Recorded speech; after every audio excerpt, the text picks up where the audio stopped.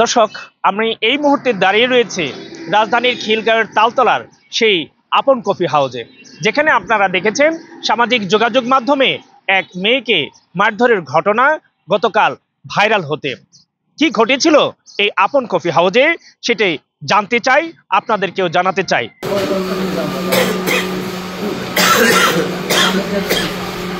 দর্শক, এই সেই আপন কফি হাউস যেখানে গতকালের যে ভিডিওটি ভাইরাল হয়েছে সেই ভিডিওটির উৎপত্তি স্থল হচ্ছে এই কফি হাউসে।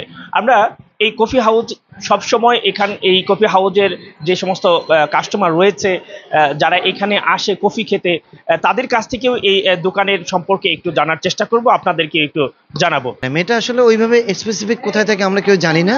মেয়েটার আবির্ভাব হয় হঠাৎ 2 মিনিট 3 মিনিট 5 মিনিটের জন্য। ও আসে, ঢোকে, বেরোয় যায় জাস্ট।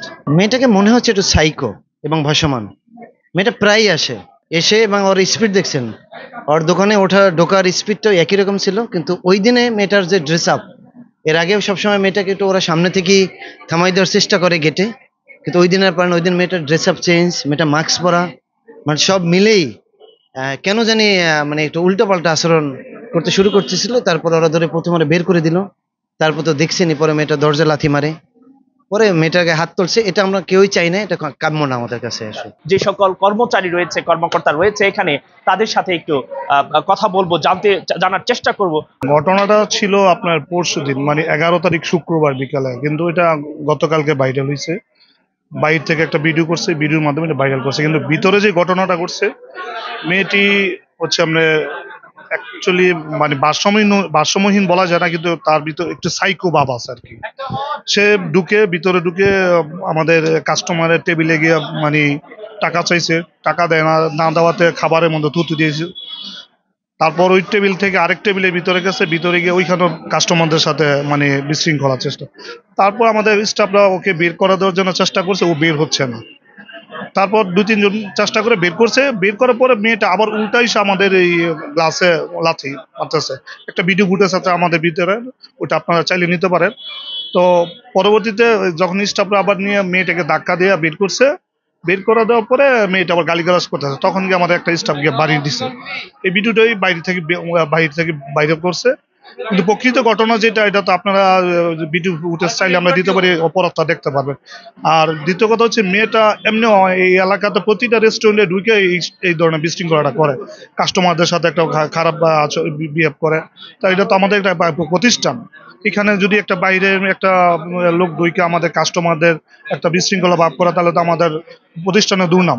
তো ওই ক্ষেত্রে আমাদের এই যে ব্যবস্থা নেওয়ার নিচে, কিন্তু আমরাও স্বীকার করি মেয়েটার উপর আঘাত করাটা আমাদেরও একটা ভুল হয়েছে। এই জন্য আমাদের যে ছেলেটা আঘাত করছে তাকে আইনের মাধ্যমে পুলিশ এসে নিয়ে গেছে, এবং আমাদের ম্যানেজারকে নিয়ে গেছে। আমাদের মালিকে আমাদের ম্যানেজার পুলিশ হাজতে। এখন তো আপনারা আইন শৃঙ্খলা দেখতেছেন, অবস্থাটা একটু এলোমেলো। আমরা চাইতেছি, আমরা দোয়া করি আইন শৃঙ্খলাটা আরো একটু স্বাভাবিক হোক। আমরা এর আগে কমপ্লেন করছি এই এলাকাতে যে যতগুলা মানে এইসব বিশৃঙ্খলা ঘটা ছেলেগুলা বা মেয়েগুলা, যাতে আইন শৃঙ্খলা বাহিনী একটু নজর দেয়। আমরা আপনাদের মাধ্যমে এটা এখানে আটকে রেখে পুলিশে খবর দেওয়া যেত কিনা? এটা বললাম না, মেয়েকে আটকে রাখলে মানুষ তো এখন মনে করেন সিম্পিথিতে করে বাইরে থেকে, কিন্তু ভিতরে জিনিসটা দেখার চেষ্টা করে না। অনেকের প্রশ্ন যে কেন মেয়েটাকে মারা হলো, কেন তাকে আইনের হাতে সোপর্দ করা হলো না, আইন কেন নিজের হাতে তুলে নেওয়া হলো? এই প্রশ্নের উত্তর কি বলবে?